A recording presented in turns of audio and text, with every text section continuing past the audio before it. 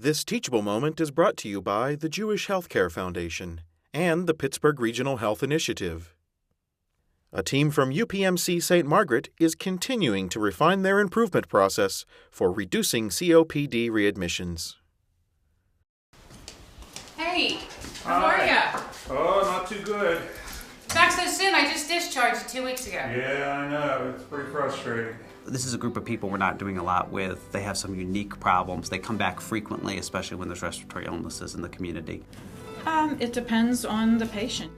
And it really was getting the nurses involved, the physical therapist, the pharmacy department, the respiratory department, our subspecialist, our pulmonary subspecialist, as well as the primary care doctors, and then case management, which is another separate section of nursing function, and social work if necessary. It's not talking about different resources, but it's realigning those resources to be disease-based.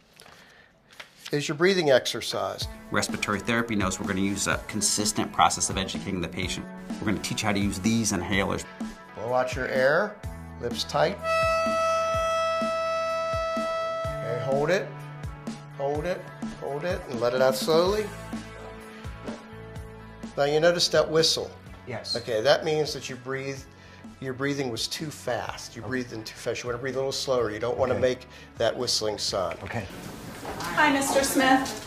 We want to make sure this patient has coordinated follow-up care as an outpatient. I see patients when they are admitted to the hospital with a diagnosis of COPD or a pneumonia diagnosis and they have a medical history of COPD.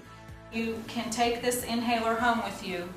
I explain to the patients that there is a home visit program available to them in which I, as a registered nurse, would visit them at their home, usually 24 to 72 hours after they're discharged, and that includes teaching them about their medications, what they're for, how to use them properly, breathing techniques for COPD patients to help reduce their symptoms, and also signs and symptoms of an exacerbation and what to do at the first sign of those symptoms developing again.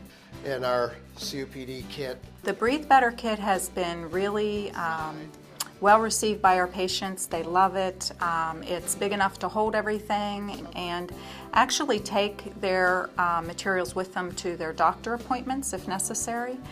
So it really helps with that continuity from one point of care to another.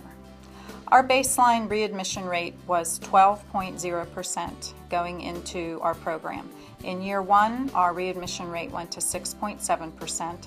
In year two, our readmission rate went up a little to 8.6%, and the average for those first 2 years of our program showed a readmission rate of 7.6%. System-wide, the UPMC has adopted many of the things that we have learned and piloted here with the COPD initiative. So I think that both improving our inpatient processes as well as following the patient at home really helps the patient to understand what it is they can do to keep their COPD under control. We're not going to cure anything, but the goal is to help them learn how to manage these chronic problems.